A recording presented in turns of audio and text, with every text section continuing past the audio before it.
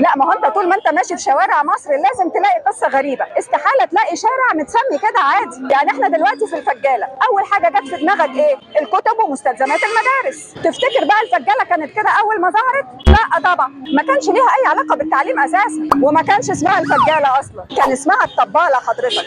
ايوه من الطبله، مش بقول لك هتتفاجئ. زمان كان في مطربه اسمها نسب، وفي روايات تانية اسمها طرب، اتكلم عنها المقريزي في الكتاب بتاعه المواعظ والاعتبار. في يوم حبت انها تمدح الخليفه الفاطمي، قامت ظرفاه قصيده عجبته قوي، وقام هو كمان مديها المنطقه دي كلها هديه ليها، فاتسمت المنطقه دي على اسمها وبقت منطقه طبل وغنى. طب ازاي اتحولت منطقه الطباله للفجاله بعد كده؟ من الفجر، اصل المنطقه دي كلها كانت ارض زراعيه وكان النيل بيعدي من هنا. المهم ان الناس كانت بتزرع الفجل في المنطقه دي بشكل كبير جدا، فتعرفت للناس انها الفجاله، فكده اتغير النشاط من الرقص والغنى للزراعه، لحد ما جه الخديوي اسماعيل وغير شكل المنطقه دي خالص وبناها على الطراز الاوروبي، فتحولت الفجاله من اراضي زراعيه ودخلت كردون مباني. طب ايه علاقه كل ده بقى بالكتب والمدارس؟ لما اتعملت محطه مصر كان الطلبه اللي جايين من الاقاليم للقاهره علشان يدرسوا فيها عايزين يشتروا الكتب ومستلزمات الدراسه بتاعتهم. اول مكان يلاقوه في وشهم ايه؟ الفجاله، وبدا يتعمل فيها بقى المكتبات علشان تبيع الكتب للطلبه، وتحول نشاط الفجاله بقى من الزراعه للتعليم، وفي جزء منها للادوات الصحيه كمان.